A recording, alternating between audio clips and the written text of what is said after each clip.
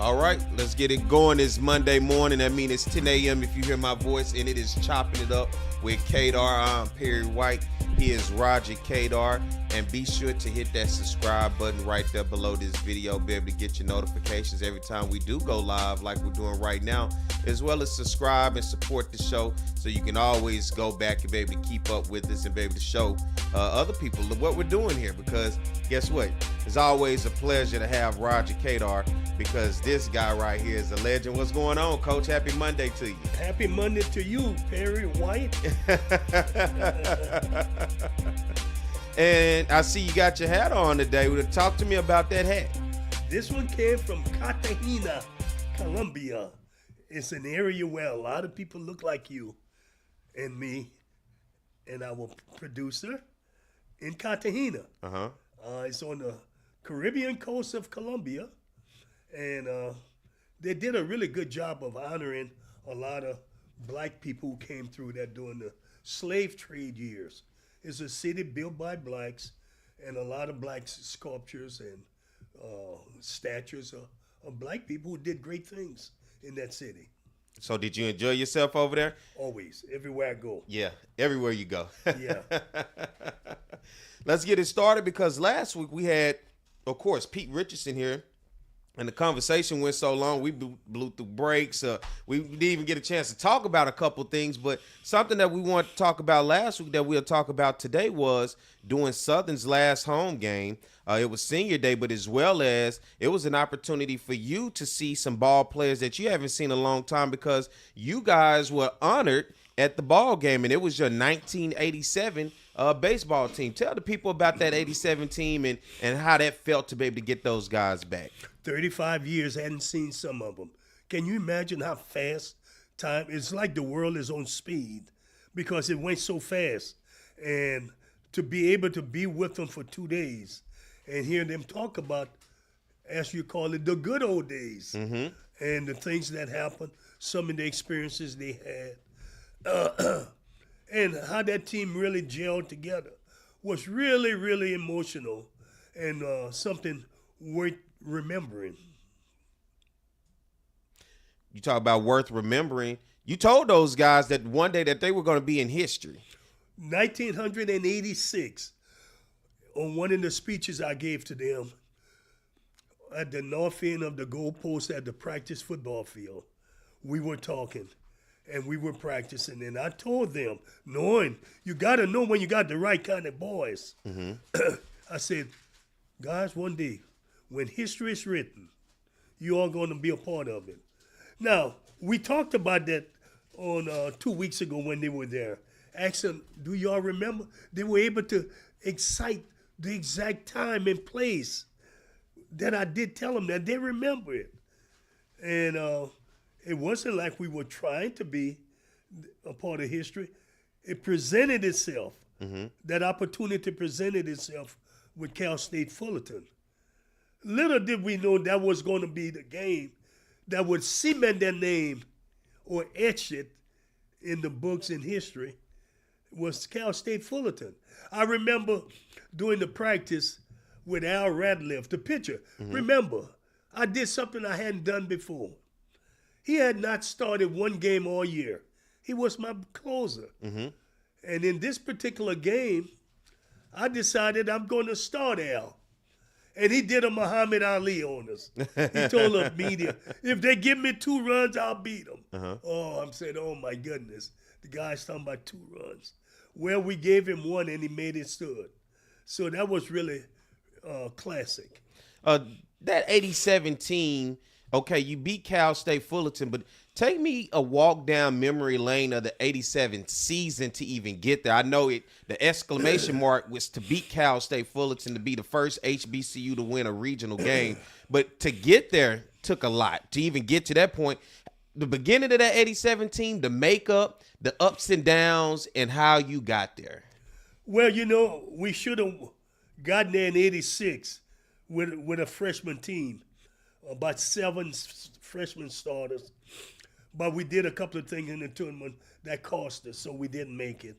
But the 87 team, we weren't that good in terms of defensively, but we had some pretty good athletes and good hitters. What I remember most about the '87 team is that when we played in the SWAC tournament at Brinkhurst Park in Alexandria, Louisiana. Now, what's about Brinkhurst Park? Well, it was a lot of rain. It was like we had 3 rain where we had rain out. Where we started, couldn't play, had to come back home. Get the delay. Well, we went over the first time, and it rained, and we had to come back to take finals. We went back, and we got rain out again. And then we drove back to Baton Rouge. And then the third time, we went back to Alexandria. And I could hear the guy say, "We ain't coming back this time." And we went. It was a lot of run score. I think it was 17-12 or 17-11 the final score. But, boy, did we hit the ball all over the place. And that's how we got there. And like I said, nobody gave us a chance against Cal State Fullerton. That's why they put the number 1 against the lower seed, which we were. But, we had enough. We didn't know any better. There hadn't been any team from Southern in D1, in the Division I. We're not talking about NAIA. In D1 had ever gone to the NCAA Regional. We were the first one. And we did it on the very first try. And we beat them. So you look at that season, was it any, turmoil during that season? Was it some times where it just looked like the season was about to crash and burn, or did it look like when you got into that season that this was special? Well, I don't know about that. I can't remember all of that. Only you would ask that kind of question. I'm going to ask. Because that team is so special. So maybe I was asking because sometimes things stand out where, you look at a season and sometimes you may start off rocky and then somewhere a switch flips on and then you like, all right, we got it. Chemistry. I really can't. This was a really good team to coach. No really major problems that I could ever remember. They were very easy to coach. And, they played as well as they could play, and they loved each other. And it was exhibit when they came back 2 weeks ago. They showed the same kind of love then that they had back then. Talk about some of those guys from that team. Go give us some names of some guys that made that team special because they are now history at Southern University along with Roger Cador. And these are names of guys that should live on because of what they were able to do. Well, we talked about Alan Ratliff, who obviously pitched the game.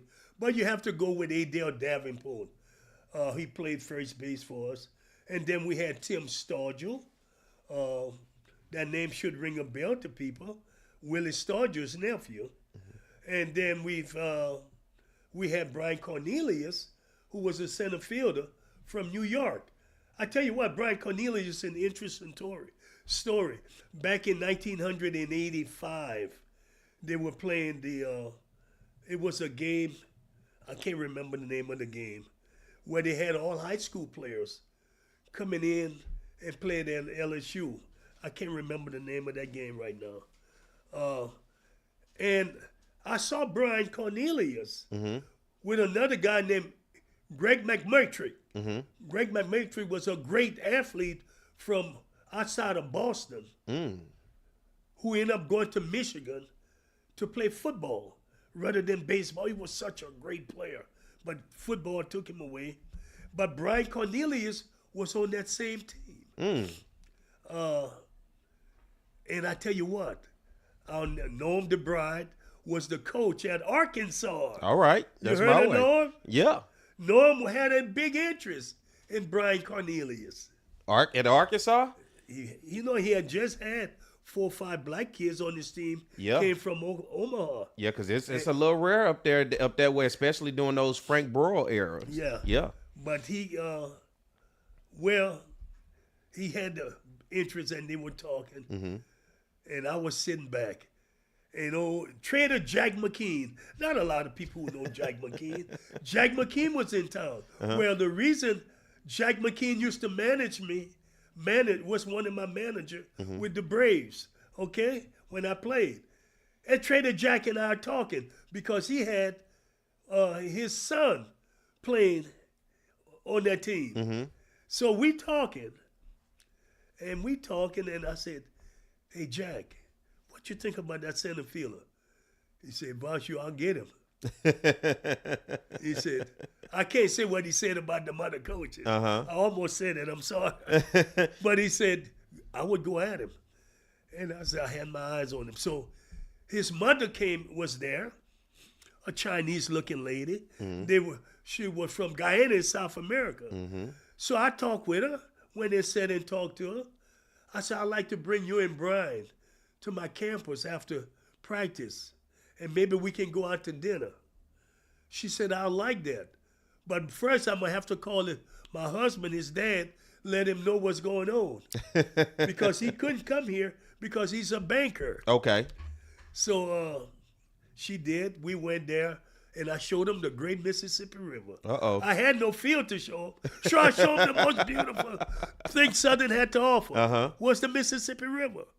So we saw that. We talked, went to dinner. I made the offer. He said, I like that, Coach. He said, I like that. But we got to talk with my daddy. They went back. The daddy called me that night. Talk to me about you seeing my son, I told him. He said, when they come back, we'll get back to you. So after the tournament was over with, they went back to New York. St. John was on him hard. He said, I don't think I want to go to St. John's. He said, I want to come to your school. And that's how I got Brian Cornelius. Because, again, you can't be afraid to recruit. I always went after guys other people went after. I never backed away from big schools trying to recruit kids that I had an interest in. And that's why I was able to get a lot of kids, because I got to his mother. They were looking at just the kid. Once I got the mother, the kid came in. Because that's where the comfortability starts at. Exactly. Yeah, because when she send you off, of course, who's going to be doing all that calling during that time? You know, it wasn't cell phones. So it's going to be a lot of calling. Most likely, them calls coming to you, Coach. That's right. That's right. So I pretty much sold the money, and it was all over. And you look at the makeup of that team, the success that they had, you know, when you build from something like that, how important was that to be pretty much like a stepping stone to then propel this program and you as a coach to get now your future recruits to say, you know what, this is what I was able to do. We did it with not even going to say lack of resource, because we're not even going to talk about that. Well, we no just field. We didn't even have a field, Yeah. by the way. You're talking about lack of resources. And then you go back and you say, you know what, this is just determination. This is gut. And we was able to get it done. Where did that go from you then as you began to start going forward recruiting after 87? I felt like I couldn't be stopped. I really felt, I said, I'm doing this. My wife had to sort of slow me down and keep me grounded, because she said, remember, you never want to put the family second and make this recruiting thing and sport more important than the family. And that's important, because I was listening to Jimmy Johnson, the great football coach for Dallas and Miami and Oklahoma State. Went to Arkansas. Arkansas, yeah. And Jimmy said he was so gung-ho about winning. He put everything in front his family for winning. And he said he lost his family, destroyed it. And I thought about that, because I could remember coaches teasing me and calling me Hempeck. I don't know if you know what Hempeck means. No, I don't know. What is that? It means that it's a man that is controlled by his wife to a degree, or he listened to his wife. And men want to say they're in control. I knew damn well I was in control of some things. That's one of those where they say, who's wearing the pants around here? Right, something like that. Yeah. But I also understood that wives had needs, and my wife wasn't from down here. You got me? I understand. You got to take everything into consideration. You're on the road, you're leaving them at home. It's not easy. It ain't. So why not take that into consideration, which I did. And it made a big difference, So I didn't put recruiting, but boy, I would work the phone. I would be home, but I worked that phone. I know I couldn't go take a plane trip and come to Arkansas and see you play. And that's important because when you talk about success, I think a lot of times when people see success, they don't see what goes on behind closed doors that ultimately equates success. And with success has to be some form of humbleness about yourself, because you can get beside yourself. You can get caught up in the moment and entrench yourself so much into success to where you don't see everything that's looking and that's going on around you.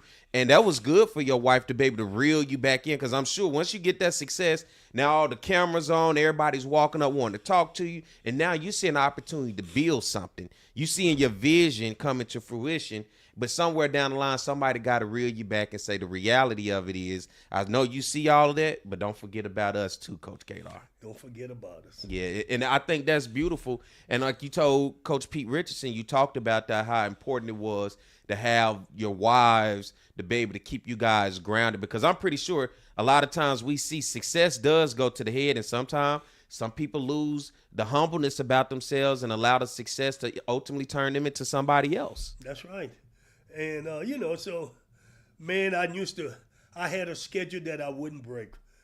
I mean, when practice was over with, I used to finish practice literally at 5 o'clock.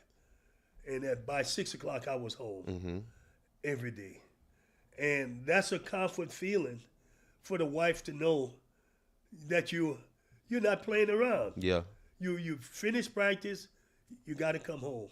And many days my son was with me because he went to the lab school. And, we had to get him home when he didn't finish his homework in the office. So he had to get his homework done, And then we had to do our Bible study, which was something was important. We didn't miss the Bible study. Had to have it. So that was grounded along with a what I call, you had morals and values that was built along in that to help coach and push you through that. How do you keep that team after 87? How did you keep those guys to not allow success to go to their head? Because I'm pretty sure when you come back to the campus and as you move forward, everybody's telling you how great you are. You're hearing all of these stories, but how did you keep them grounded? Well, I didn't hear any of those stories. Nobody said anything to us. Really? Pretty much. I don't know if they said it to the players. So, but we came back in 88 and we had an even better year. Because then we won the SWAC again and we went to University of Texas and we had them beat for 8 innings. So it must have been an error somewhere down the line. It just where we picked the guy off at third, and the inning is over, and the umpire said, "I called timeout." Somebody came out of nowhere and said timeout was called. Oh, it's a little home cooking going on. Little home cooking because they didn't anticipate us doing that. Plus, they remember what we did last year. Let me ask you this: what was your reaction? Did you come out the dugout on this one? I was really angry. And the coach for Texas, Gus Gustafson, said, "Can you believe that?" I said, "Yes, Gus, I can." He said, "Can you believe that?" Like this was supposed to be a little blow off or something. Well, they did it because of him. Yeah. They couldn't afford to let him lose. So, and then 2 or 3 pitches later, guy hits a darn triple.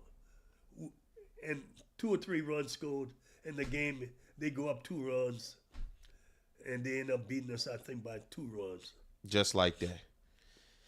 You know, when you talk about success, sometimes hurdles get in your way. And when you deal with hurdles like that, when you see a little bit of home cooking, is it tough when you go back to that dugout, especially at the moment? And there is pressure, but to get your team corralled and say, look, we're going to have to just really flat out beat them because we ain't getting no help today. Well, there have been times I told my players that. The thing I remember about this 88 championship play is that those Texas fans were so great. They booed the umpire from pitch 1 until the last pitch was made. If he called a ball on for my hitters, they booed. If he called a strike on their hitters, they booed. They were great fans. I had never seen. They were great. Yeah. That's what you call home fans. Yeah. I mean, it was a great atmosphere. And how did you and your team, when you step out and you see this, the big time baseball, because like you said, you didn't even have a field. And now you step out and you see the facilities and you see these things. It looks like luxury, doesn't it? Well, to the players, it didn't matter because their life It didn't change. Yeah. They were just playing the game. Mm-hmm. They just played the game. Because if it did, they would have stumbled and, Mm-hmm. But the way they played, it's like they've been doing this. I had different kind of players. Remember, I noticed something in 86 when I told them, when history is written, they would be in it. Mm-hmm. I recognized I had a unique group of players that was going to do a lot of good things. Mm-hmm. Well, let's get ready to take a break. We'll come back and we'll continue the conversation with Roger, Cador, and myself. It's Chopping It Up with Cador. We'll see you in just a minute.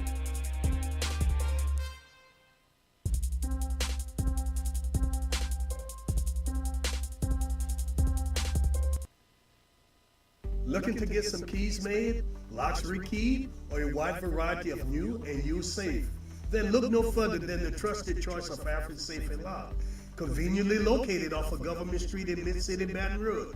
Trust the expert locksmith at Alfred for all of your residential, commercial, and industrial lock and safe needs. Trusted by Baton Rouge and me, Roger Cador, to protect what is yours since 1946. Take your fun full throttle with a single touch. There are places to fly high, swing low, or make the old bell ring. Your targets are in sight.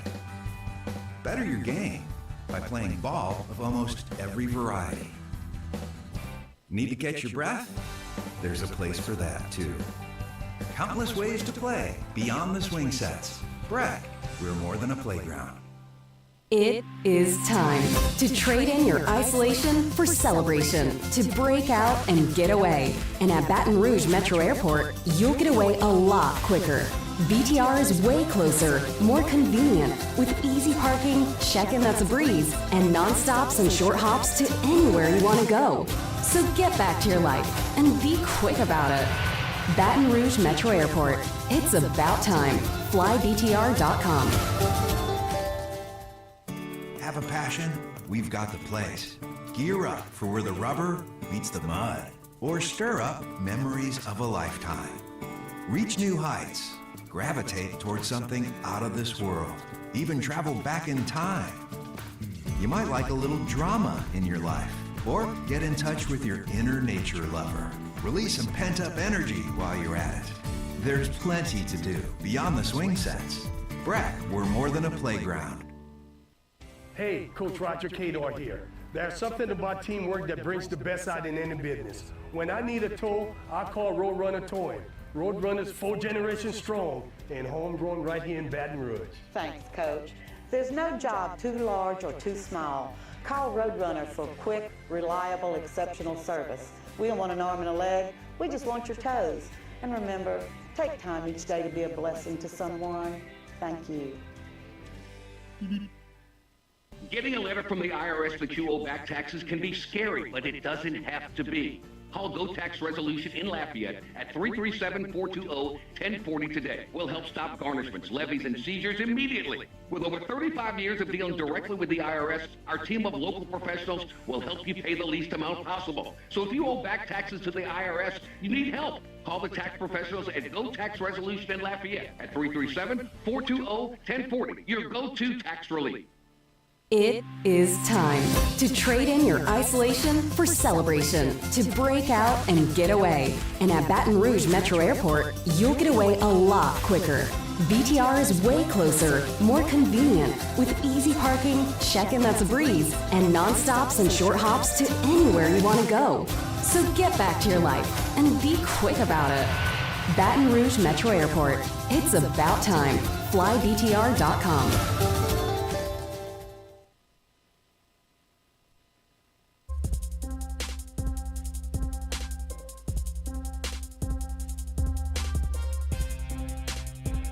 All right, we're back with more of Chopping It Up with Cador. He's Roger Cador. I'm Perry White. As you can see, that's all Roger Cador right there if you don't know what he looked like over the years.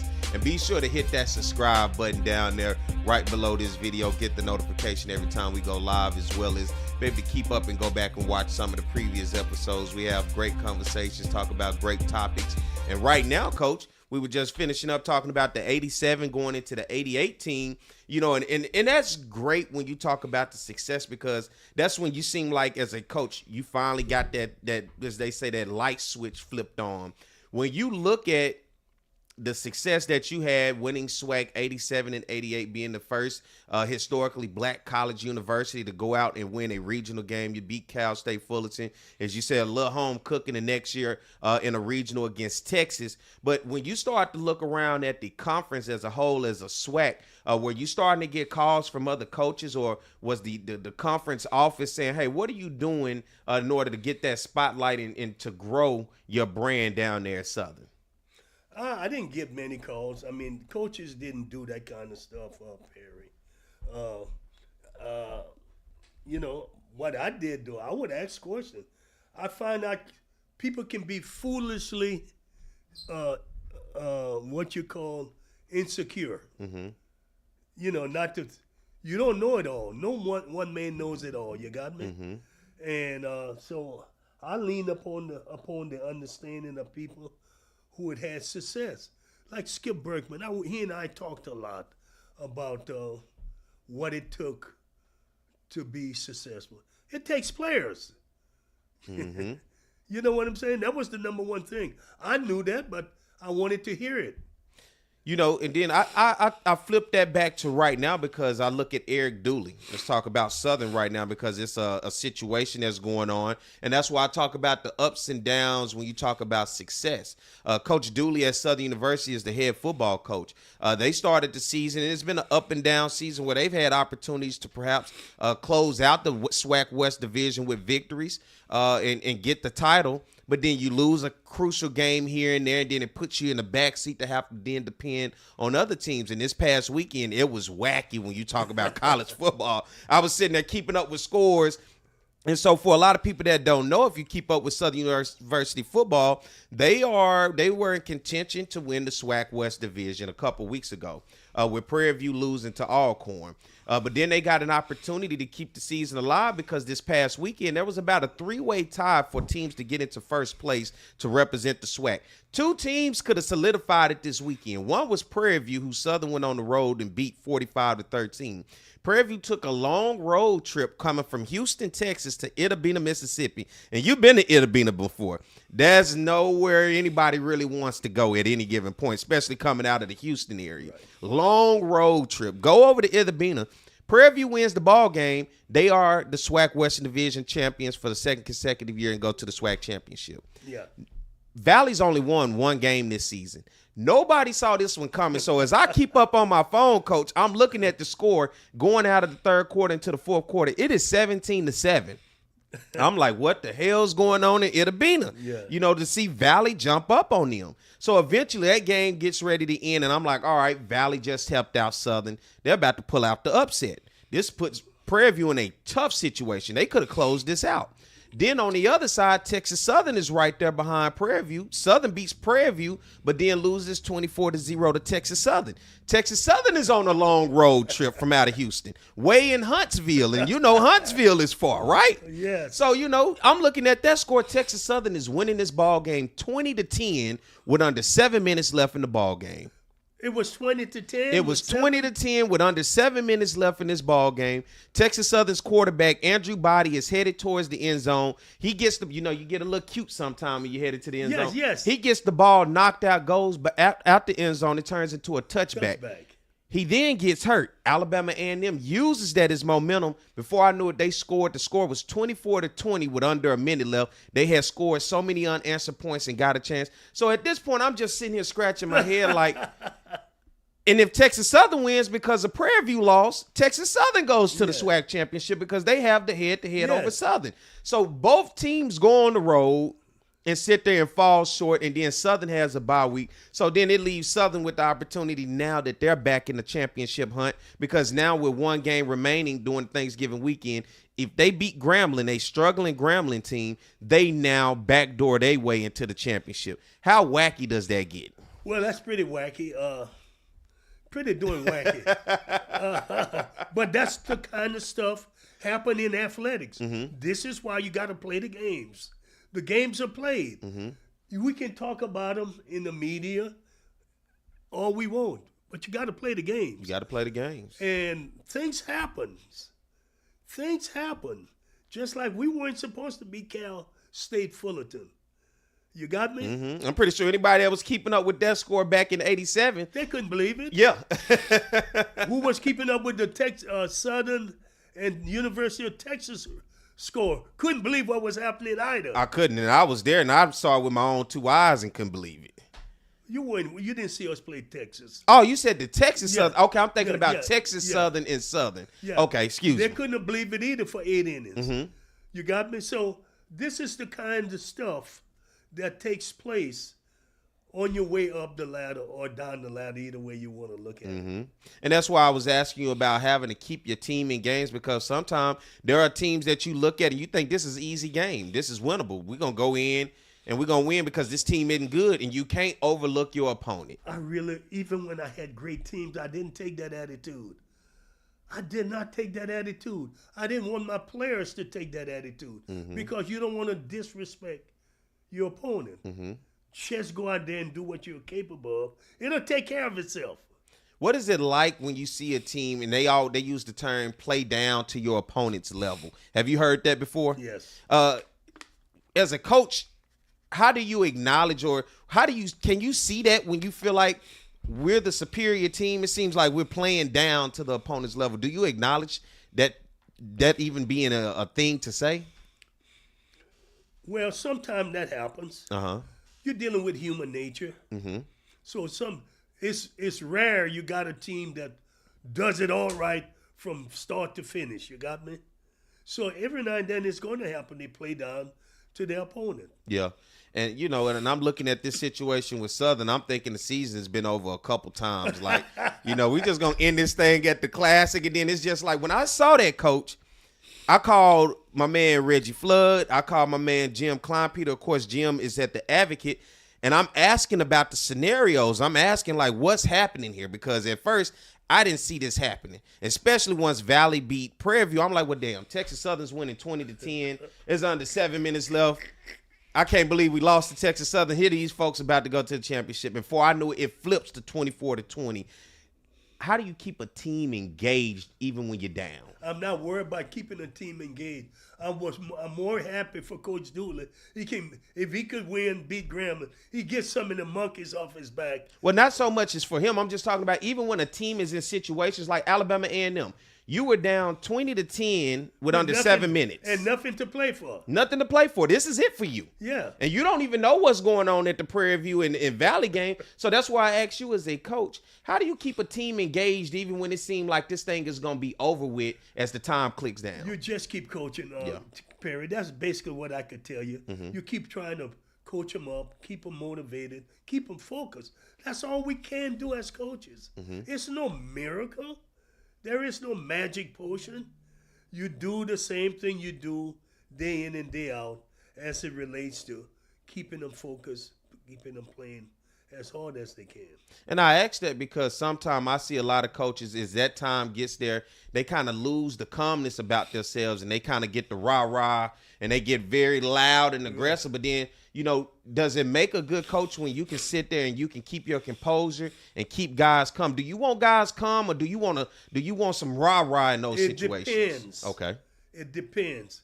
I was not a rah-rah kind of guy. All I did was pretty much stayed right in the middle of the road with them. Wasn't always calm, cool, and collective, but you was like right there, huh? Yeah, I was right in the middle of the road with them.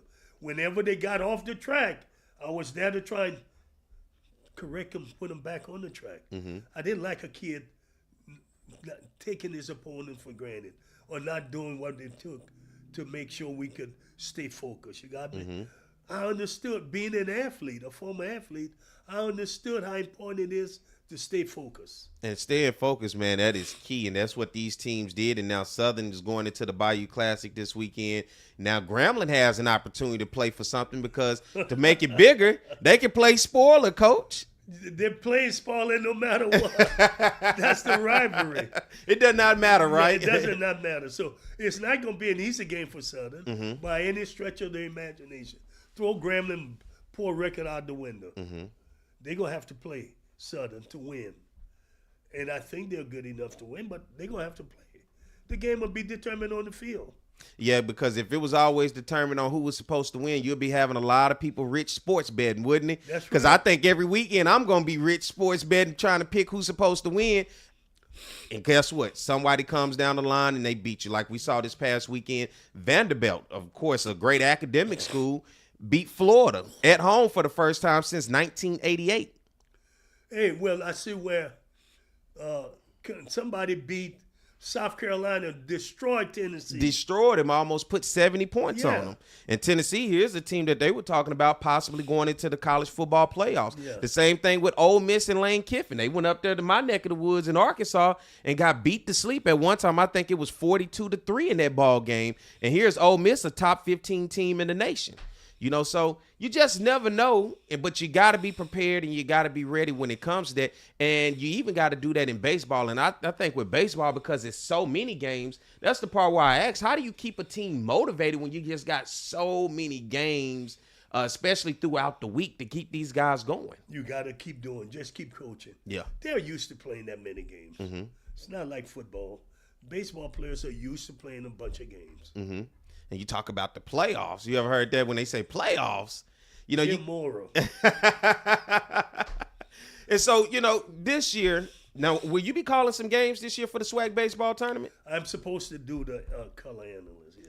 Now, I do enjoy it because I'm going to get into this next conversation after we come back from a break, but it's something where I want to go to because you and I have this conversation consistently about people that look like you and I at the younger level getting involved in baseball because we're going to also talk about MLB, MVPs, Coach of the Year, and get into that. But to see more people that look like us in the MLB, and where does that start? Because you have to start somewhere in that feeder program that we call Little League Baseball, Cal Ripken, Babe Ruth, and work your way up to ultimately where back in the day you was the coach sitting down getting the guy to come to college. So to even get it to that level. So we're going to get ready to take a break, and when we come back, we'll continue the conversation, all right, with more Chopping It Up with Cador.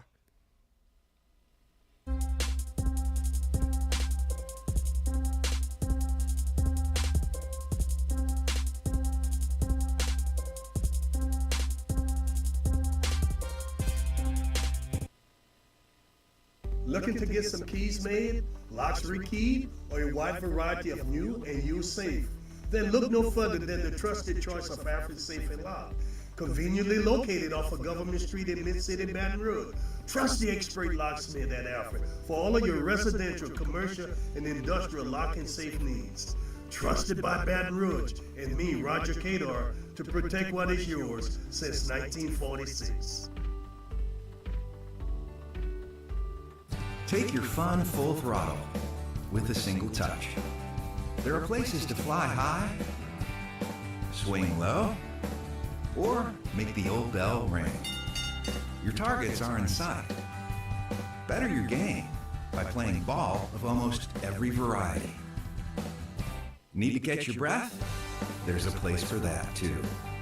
Countless ways to play beyond the swing sets. Breck, we're more than a playground. It is time to trade in your isolation for celebration, to break out and get away. And at Baton Rouge Metro Airport, you'll get away a lot quicker. BTR is way closer, more convenient, with easy parking, check-in that's a breeze, and non-stops and short hops to anywhere you want to go. So get back to your life and be quick about it. Baton Rouge Metro Airport. It's about time. FlyBTR.com. Have a passion? We've got the place. Gear up for where the rubber meets the mud, or stir up memories of a lifetime. Reach new heights. Gravitate towards something out of this world. Even travel back in time. You might like a little drama in your life, or get in touch with your inner nature lover. Release some pent-up energy while you're at it. There's plenty to do beyond the swing sets. Breck, we're more than a playground. Hey, Coach Roger Cador here. There's something about teamwork that brings the best out in any business. When I need a tow, I call Roadrunner Towing. Roadrunner's 4 generations strong and homegrown right here in Baton Rouge. Thanks, Coach. There's no job too large or too small. Call Roadrunner for quick, reliable, exceptional service. We don't want an arm and a leg. We just want your toes.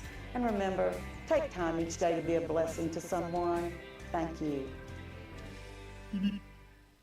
Getting a letter from the IRS that you owe back taxes can be scary, but it doesn't have to be. Call Go Tax Resolution in Lafayette at 337-420-1040 today. We'll help stop garnishments, levies, and seizures immediately. With over 35 years of dealing directly with the IRS, our team of local professionals will help you pay the least amount possible. So if you owe back taxes to the IRS, you need help. Call the tax professionals at Go Tax Resolution in Lafayette at 337-420-1040. Your go-to tax relief.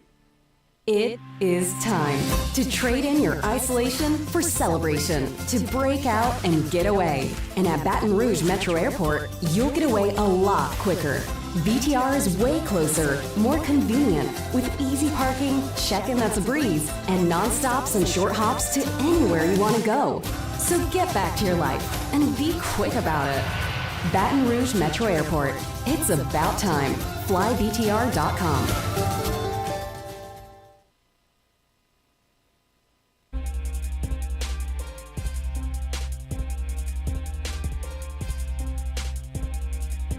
All right, we're back with more of Chopping It Up with Cador. I'm Perry White. He's Roger Cador. And as always, hit that subscribe button right there. Get the notification every time we go live on Monday mornings. And if not, you can go back and watch this episode along with the many others that we've done. And, Coach, to continue the conversation as we're talking about staying focused, as we're talking about success, as we're talking about even being humble in the midst of success.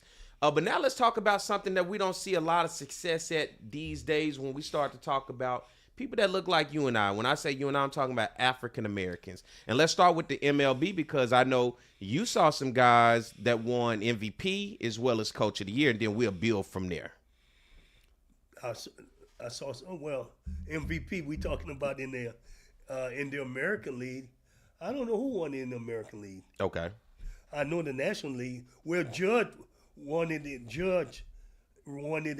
with the Yankees. Mm-hmm. And then in the National League, I know that the hit of Paul Goldschmidt, won it. And then the thing with the Manager of the Year, I was a little surprised. Dusty Baker team won 106 games. He didn't even finish in the top 3 for the Manager of the Year. I think the guy who won it, Terry Francona, right? Mm-hmm. He did a good job. And obviously Buck Showalter. Buck Showalter is really a nice guy. Okay. I got to meet Buck and talk with him. He's really a nice guy. And but, I think all those guys did a good job. But you know what? In Dusty's case, he won the most important prize, which is the World Series. That's it. Because that's what all those other guys would have loved to have gotten at the end of the day. That during Manager Year, you can put a piece of hardware on your mantle, but it's nothing like that World Championship. How many Coach of the Year awards did you win? Manager of the Year? Coach, you was coaching, 14, not manager. I think. That's a lot, man.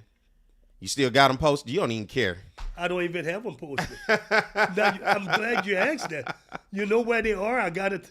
They're up in the attic in the baseball facility. Uh-huh. They're in the attic. Why?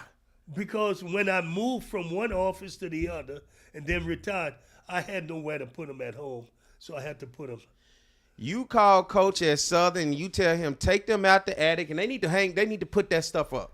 That stuff, regardless if it's you or another coach, that's still history. And I don't know how many other coaches got that many. 14. That's a lot, Coach. And I'm thinking, I've never had them. That's a lot. Yeah. That's a lot, man. Come on, 14. We'll move on to talking. I can't believe this. If you see the stuff I got up there. If you know the stuff I got up there. Man, I can't believe this. When you talk about, now let's talk about when I bring it back home as we talked about MLB, because as you said, none of the people that you named that won awards were African Americans. To look at the World Series and not see an African American baseball player, but to see a manager over the Houston Astros, and then for you back during your time as a head coach, there were plenty of African American male baseball players that you were able to go around the country, the region, local areas to be able to see and to be able to recruit. And it was enough for other schools to be able to do it as well. But that number since then has dwindled. I'm talking about tremendously, to where it is almost, I won't say impossible because it still exists, but to get those guys to even commit to playing collegiate baseball when basketball and football seems to be a little bit more glamorous in the light of trying to get to the next level. What do we do for you, being a person around this game for so long, to try to entice young African-American kids to pick up a bat, to pick up a glove, to even watch baseball? Because that's another thing. It's hard to even get people to watch baseball today. To generate that interest, do we have to make baseball seem like it is cool, like basketball and football is done? When I'm talking about our culture, including maybe hip-hop and artists, in order to be able to bring them in? Well, maybe so. It starts at the Little League level. Let's be realistic. Mm-hmm. You're going to have to, if you're going to get African Americans to play baseball, it's got to start at the Little League. Mm-hmm. You can't pick this game up when you're 10, 12, 14 years old. Yeah. I did, but it's never going to happen much again. Mm-hmm. You know, you got to do it. And they're not doing it. It's easy to stick a basketball in their hand. And that's what I'm asking. Does baseball just not seem to be cool for us? When you look at it from a perspective of that, baseball doesn't seem to look like that cool sport. Because basketball, when you watch the NBA, it's cool. You hear the hip hop culture incorporated. Yeah. You see the celebrities that's incorporated. Even with football, you see and feel the same way. But with baseball, it's kind of, just to be honest, it's kind of turned into like it's just simply a white man's sport, and everything around that sport is centered around that culture with not much other added into it. It is. We talked about that Mm-hmm. on the Bob Seelig task force when I was on that diversity committee. You know, it's a white man's game. They made it a white man's game, and it hurt the black kids, and they lost them. Now you got to try and fight to get them back. And I asked because I can recall, and you remember I asked before the break where you going to call at the SWAC baseball tournament, because you and Charles Edmond was sitting there, and you made a statement, and I thought I caught it, and I'm still thinking about it to this day. But you looked at the rosters, you looked at the makeup of the teams. These are HBCU teams, historically black college and university teams. But when you saw the makeup of it at key positions, especially the pitching and back catchers, you saw something and said something that was profound to me when you said the makeup. You're not finding these kids You're at these not positions. going to find them. Let's not find them, and they ain't out there. Yeah. You're going to have to go to the white players and the Latin American kids. If you're going for catching, pitching, shortstop to some degree, probably a third baseman and first base. That's where you got to go. Anything infield. Well, not anything. I pretty much shortstop. You look at how many. You're not going to find them. Yeah. You're not going to find them. And I've looked at it from every angle possible. And until we start getting them at the Little League level. And the parents getting involved. Yep. The parents, they have to be involved. You know, you can't expect someone to do for you what you're not doing for your kid. Okay. You can't just throw them on someone and say, go make my son this. You got to be involved. And it's no more than the dad in the house when the kid is young, taking a something with a plastic bat, letting him swing. Mm-hmm. You start there. T-ball. There you go. You got to start there. If you start there, you got a chance. And probably turn the doing TV off when football is playing and don't let him look at it. Because if he doesn't look at it, he won't know it exists. Mm-hmm. But when baseball is, turn it on. It's all what you expose your kid to. Yeah. It's exposure. And they're not being exposed to baseball. You're right about that, because I know I take my son, I probably take him to one too many football games. He look at me, he's so sick of football. Yeah. And I think I've overloaded him. You probably have. But I've also taken but I've also done baseball, because we'll go to some Southern baseball games. We'll go to LSU baseball games. Right. And I try to get him that understanding Well-rounded. Because we'll do basketball as well. I try to give them an idea of each one of those sports. But with baseball, I'm trying to figure out, because last Christmas I bought them a T-ball stand. I bought them an aluminum bat. I bought them the glove. You know, and we go out, I roll the ball. I try to get the concept of just getting the ball into the glove. Now, he can throw, and that just comes from him throwing the football. He can throw a baseball very well. Right. But, you know, just to get the concept, even with hitting, just getting the process of batting and over and over and over, because repetition is the father of learning. You keep practicing, you keep going, eventually you'll get it. That's the point I'm making. Mm-hmm. If you repetition, you're going to get better. Mm-hmm. You know, and this is why I try to tell young people all the time, listen, it's not how good you are when you're young. Need the camera. But it's how good you are when you get older. You know, you don't want to be good at 9 and 10. You want to be good at 15, 16, 17. Mm-hmm. That's when it's important. At 9 and 10, it's not that important. Nah. It's just enjoying the game. That's it. And it's a love that you got to have and a passion. Yeah. And baseball used to have that pastime love and passion. What do you think? What was it about baseball back in those days that created that love and passion? Well, it was the game. Yeah. That was football and basketball wasn't the game. Baseball was our game. And on Sundays after church in the fields, then we played the game. And everybody loved it. The young players played with the older men. I was 15-year-old playing with 30-year-old men. Mm-hmm. You know, that's the way it used to be. But it ain't that way anymore. Yeah, unless you're in the Latin American countries, they do it. Because I can recall, even you know, as people got older, they started the softball league. So you'll get all these guys having their work teams, and you know, everybody go out and play in the softball league, and the parks will be full. And even for me, coming from what we consider, I guess, urban area, our leagues used to be full, from the T-ball all the way up to Babe Ruth. You had multiple teams, enough for all-stars. You know, you had so much interest on a weekday or a weeknight, and on a weekend, those parks were filled with family. People camped out. You saw grills. People had their chairs. They camped out to have a good time to support the kids. And now, at a lot of those same parks across the nation, and even in my community growing up, those parks are no longer. The grass is grown up. Scoreboard isn't kept. You know, it just looks like it has been abandoned. And I think it has been abandoned. Yeah. Mm-hmm. And it ain't just looking. What it looked like, it has been abandoned. That's what it looked like. It is what it is, huh? Yeah. But, you know, it's just that there has been a big transition from baseball to football and basketball. Mm-hmm. This is what has happened. And we can't reverse it overnight. And with that being said, even with the lack of African American males that play baseball, does that then equate, when you look at coaches, even on the college rank of African American male coaches, because you're typically going to hire a coach that's going to probably be able to fit the demographic. But when you look at college baseball coaches, there's a lack of African American males to fit the description of you and I that are coaches on that level.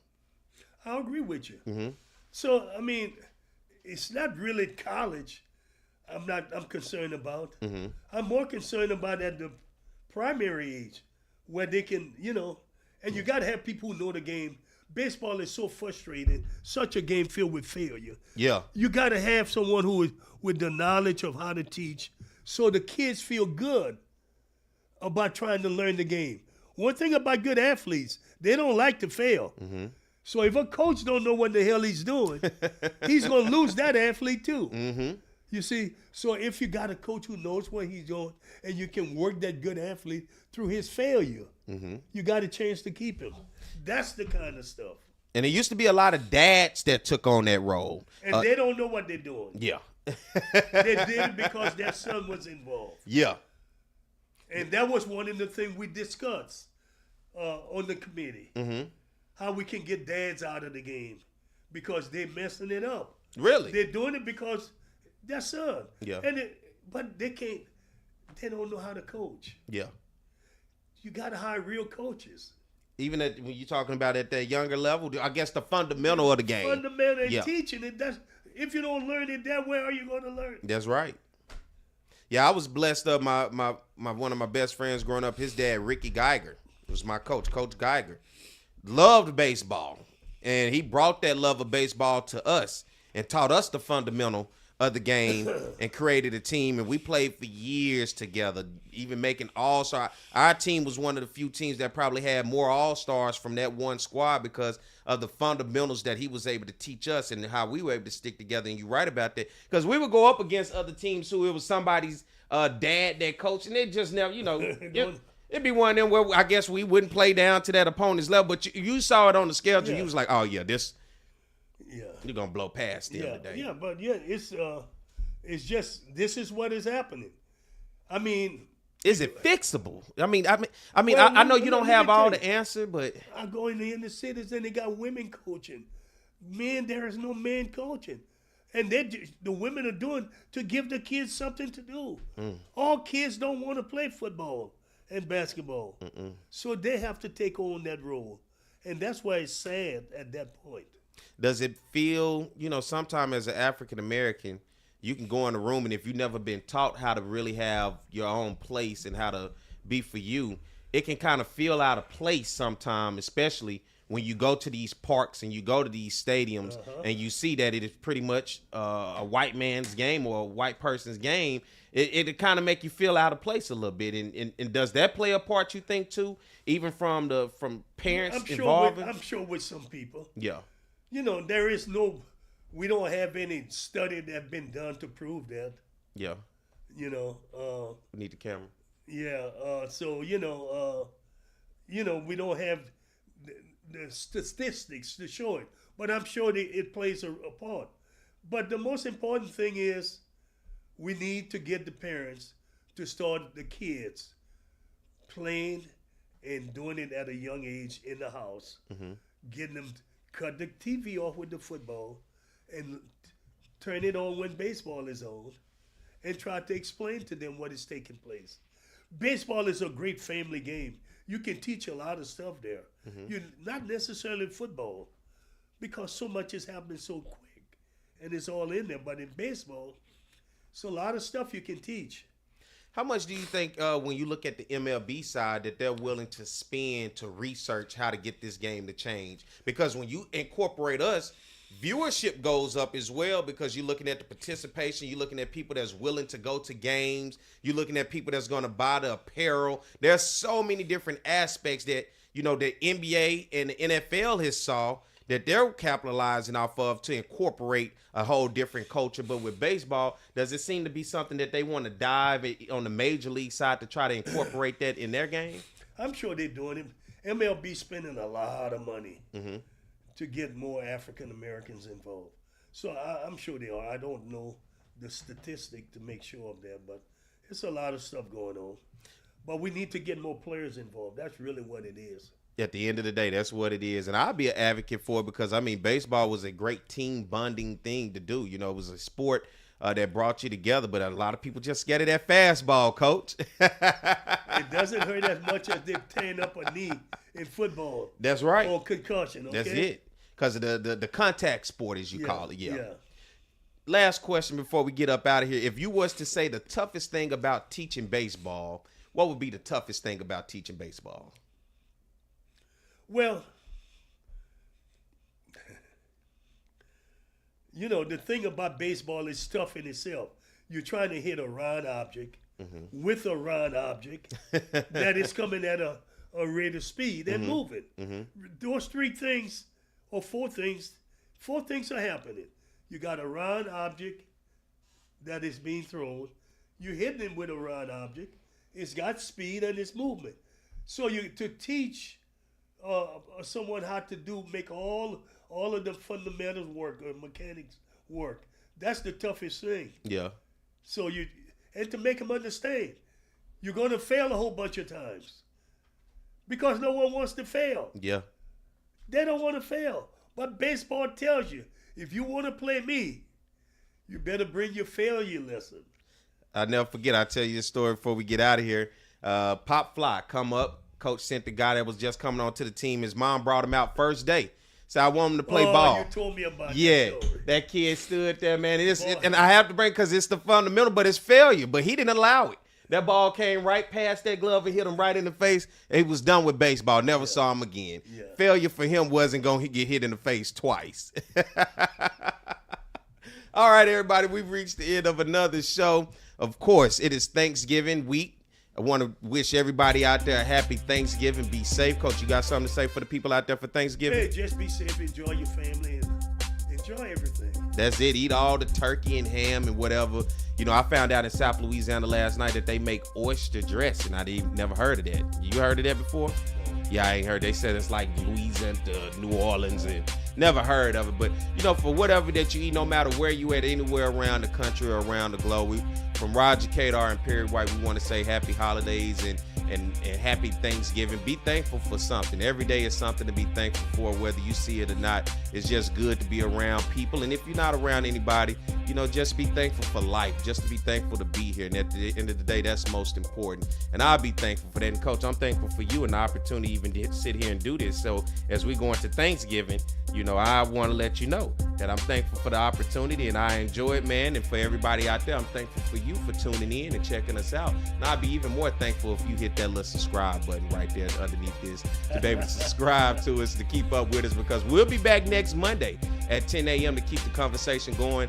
And, you know, Bayou Classic this weekend, too, for a lot of fans that if you're Southern and Grambling, that is a huge event here in Louisiana, down in New Orleans, a big economic, millions of dollars with 200,000 plus people coming into the area. And plus anywhere that you're around in the country, just be safe and eat some good food this weekend. If you don't do nothing else, eat some good food. You know I love food. All right, so look, we got to get ready to get out of here, everybody. We'll see you next week. Y'all be able to share this, let people know what we're doing. From Roger, Cador, and Perry White, there you go. We're gonna get up out of here.